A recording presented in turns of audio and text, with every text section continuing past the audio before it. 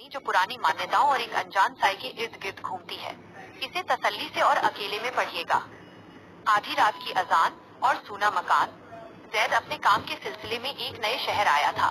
Budget कम होने की वजह से उसने शहर के एक पुराने और शांत इलाके में एक बड़ा सा मकान किराए पर ले लिया।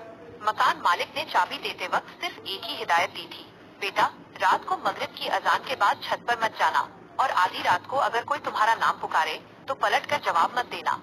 जैद इन सब बातों पर ज्यादा यकीन नहीं करता था। उसने मुस्कुराकर हामी भर दी और घर में शिफ्ट हो गया।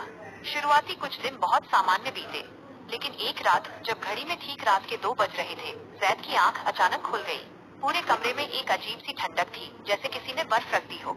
तभी उसके कानों में एक आवाज पड़ी। दूर किसी मस्जिद से अजान की आवाज आ रही थी। जैद हैरान रह गया। रात के 2 बजे अजान। उसने खिड़की से बाहर झांका। चारों तरफ घना अंधेरा और सन्नाटा था। हवा भी थमी हुई थी, लेकिन वो अजान की आवाज साफ सुनाई दे रही थी और वो आवाज धीरे धीरे उसके घर की छत की तरफ से आती हुई महसूस हो रही थी।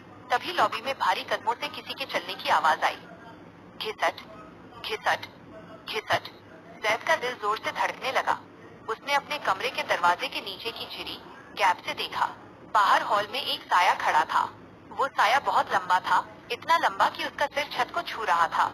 उसने काले रंग का एक लंबा चोगा पहना हुआ था। डर के मारे जैद के हलक से आवाज नहीं निकल रही थी। उसने तुरंत कंबल ओढ़ा और आयतुल कुर्सी का विर्द करने लगा। जैसे ही उसने पढ़ना शुरू किया, बाहर की आवाजें और तेज हो गईं। दरवाजे पर जोर जोर से दस्तक होने लगी, जैसे कोई उसे तोड़ देना चाहता हो।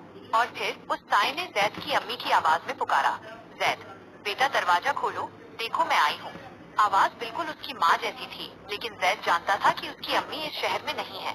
ये कोई हमजाद या कोई भटका हुआ जिन्नात था जो उसे बहकाने की कोशिश कर रहा था। जैद ने अपनी आंखें बंद की और पूरी शिद्दत से दुआएं पढ़ता रहा। अचानक एक तेज चीख गूंजी, जैसे किसी ने लोहे को सुलगती आग में डाल दिया हो, और फिर हर तरफ एकदम सन्नाटा छा गया। सुबह जब फज्र की असली अजान हुई, तब जाकर जैद की जान में जान आई। वो कमरे से बाहर निकला।